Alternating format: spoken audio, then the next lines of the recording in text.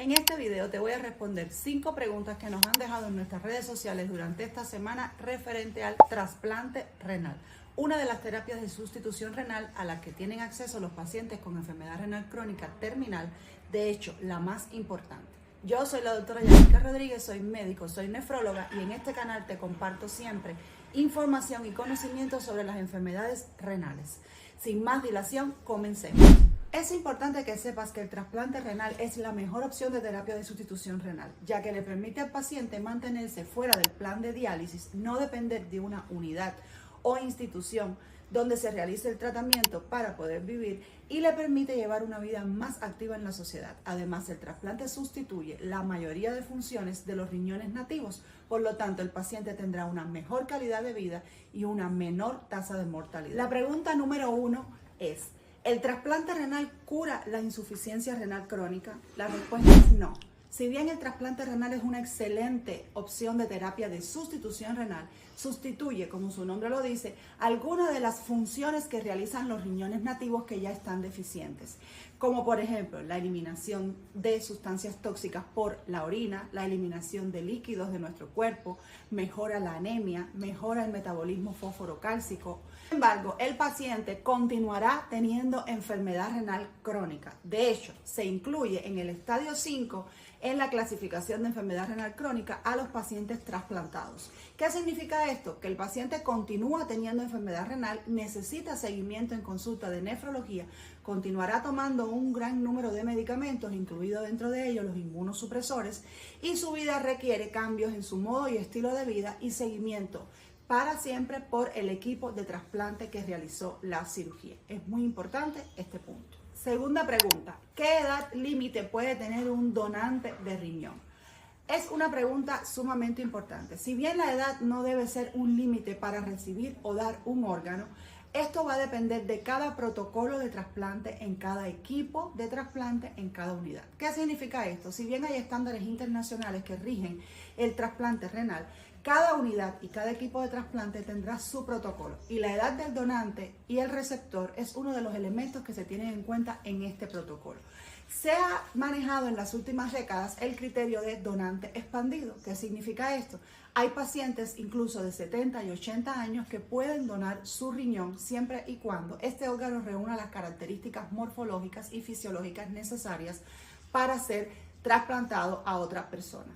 Otro criterio que se ha manejado en las últimas décadas en cuanto a trasplante renal es el trasplante all for all, o sea, viejo para viejo, un órgano de una persona mayor de 60 años que es donado a otra persona de similar edad o mayor, siempre y cuando este órgano reúna las características, sea evaluado por el equipo de trasplante y va a depender muchísimo de los antecedentes patológicos del donante, de las características del órgano y de otros factores que se tienen en cuenta a la hora de la valoración. Pregunta número 3. ¿Cuánto dura un trasplante de riñón? La supervivencia del injerto, o sea, del riñón trasplantado, ha mejorado muchísimo en los últimos años. La nueva era de los inmunosupresores, medicamentos que favorecen la aceptación del injerto por parte del receptor, ha mejorado muchísimo este tema, prolongando así la vida útil de los trasplantes y evitando los rechazos hiperagudos y agudos, o sea, en las primeras horas, días y semanas posteriores al trasplante. En promedio se plantea que la edad de supervivencia de un trasplante renal oscila alrededor de los 10 años, aunque es muy frecuente encontrar casos de verdadero éxito donde el paciente trasplantado lleva más de 20 a 30 años con el órgano donado.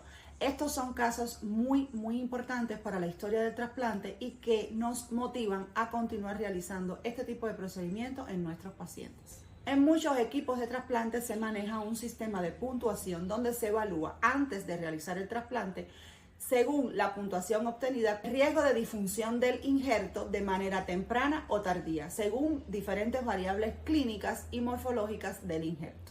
Pregunta número 4. ¿Qué estudios se hacen para realizar un trasplante renal? Tanto el donante como el receptor tienen que ser sometidos a una serie de exámenes que van a estudiar fundamentalmente la compatibilidad entre ambos.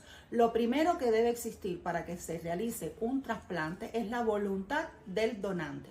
Si no hay donante, no podemos tener trasplante. Por lo tanto, es muy importante la concientización sobre la necesidad de donar los órganos. Una vez que el donante tiene la voluntad de donar, ya sea siendo donante vivo o la voluntad de donar una vez que haya fallecido, existe la disponibilidad de ese órgano y comenzará una cadena de estudios para analizar la compatibilidad entre ese órgano que se va a donar y el receptor. En el caso del donante vivo, este será sometido a una serie de exámenes de laboratorio que incluyen exámenes de sangre, exámenes de orina, exámenes de imagen, con el objetivo de determinar cuáles son las características de ese órgano, cómo está funcionando y si está apto o no para el trasplante. Además, se analizarán, muy importante este punto, las enfermedades o antecedentes patológicos que pueda tener ese donante.